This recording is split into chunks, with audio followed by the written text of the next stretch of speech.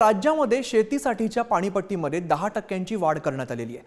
नवीन दरवाढीनुसार हा दर बागायती शेतकऱ्यांसाठी वार्षिक एकरी 5443 रुपये इतका होणार आहे। खरीपाच्या शेतकऱ्यांसाठी हीच पाणीपट्टी 1890, रब्बीसाठी 3780 करण्यात आलेली आहे। एका झटक्यामध्ये झालेली ही 10 पट दरवाढ बागायतदार शेतकऱ्यांचं कंबरडं मोडणारी आहे। तर राज्यामध्ये ऊस आणि केळीसह बारमाही पिकांच्या क्षेत्राला याचा मोठा फटका बसणार आहे।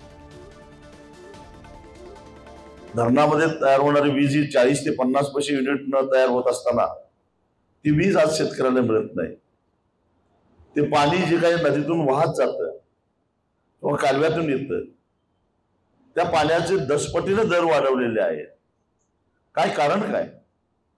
आणि मग अशा पद्धतीने शेतकऱ्याला शेती करताच येऊ नये अशा प्रकारची धोरणं राबवली जात असताना विकासाच्या नावाखाली सुरत चेन्नई महामार्ग असेल किंवा शक्तीपीठ महामार्ग असेल अशा अनेक महामार्गाला शेतकऱ्यांच्या जमिनी अक्षरशः वरबाडून घेतल्या जात आहेत। त्यासाठी कायद्यामध्ये बदल केला जातो आहे आणि हे सारे जे काही मूलभूत प्रश्न आहेत शेतकऱ्यांचे स्थानिकांचे त्या प्रश्नाकडे कुणाचंच लक्ष नाही। तर देवेंद्र फडणवीसांनी यावरून विरोधकांवरती काय पलटवार केलाय पाहूया। काल अटल सेतू आणि आज पाणीपट्टी, फेक न्यूज आणि फेक नरेटिव्हची जणू फॅक्टरीज।